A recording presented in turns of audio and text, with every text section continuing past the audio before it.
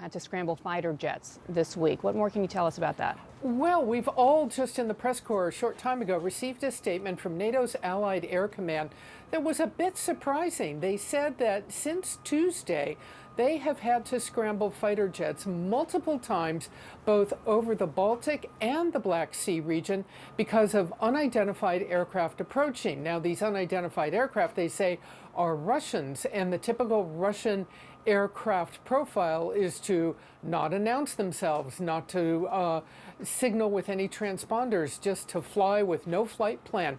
And what NATO says, and I want to get it exactly right for everybody, that since Tuesday they've scrambled fighter jets from Poland, Denmark, France, Spain, Romania, and the UK, both over the Baltic and the Black Sea, when these Russian aircraft have approached. There's no indication at this point any U.S. aircraft scrambled, and no indication that the Russians entered NATO or Allied airspace. But it's worth pointing out that we have not seen these kinds of flight paths for some weeks. We've asked NATO about it frequently, and they say they had not seen the Russians really flying this way, and now apparently they have.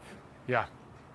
It's a big deal because Russian officials, including the president, have described this as a conflict with NATO. So to see Russian aircraft testing, in effect, NATO response times and so on, and airspace, listen, it presents dangers, too, for potential escalation. Barbara Starr at the Pentagon, thanks so much.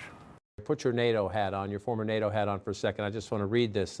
NATO fighter jets stationed in both the Baltic and Black Sea regions scrambled multiple times over the last 4 days to track and intercept Russian aircraft near Alliance airspace, according to a statement posted by NATO's Allied Air Command. What are the conversations in NATO about just the risks? The longer this goes on, the more Russian planes are in the air near NATO airspace. Dangerous.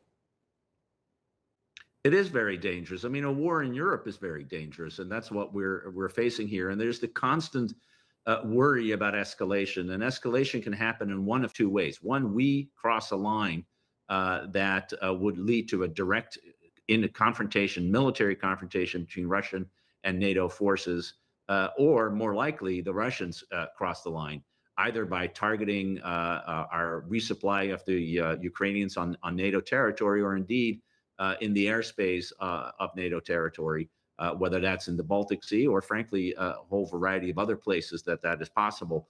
And we lack the kind of communication that we used to have, where our militaries would on a regular basis talk to each other. The Russians aren't particularly receptive to having that conversation. So this is ripe for the possibility of a war by miscalculation. I think NATO is looking at ways, how do we avoid getting dragged into a conflict that we don't want at this time to be dragged into, but at the same time make clear to the Russians that if they cross a line, the consequence is going to be severe. That's the discussion that's happening in Brussels today, and will continue for as long as this war continues. As long as this war continues. Ambassador Dolder, as long as it does. We appreciate your insights, sir. We'll talk again. Thank you. My pleasure.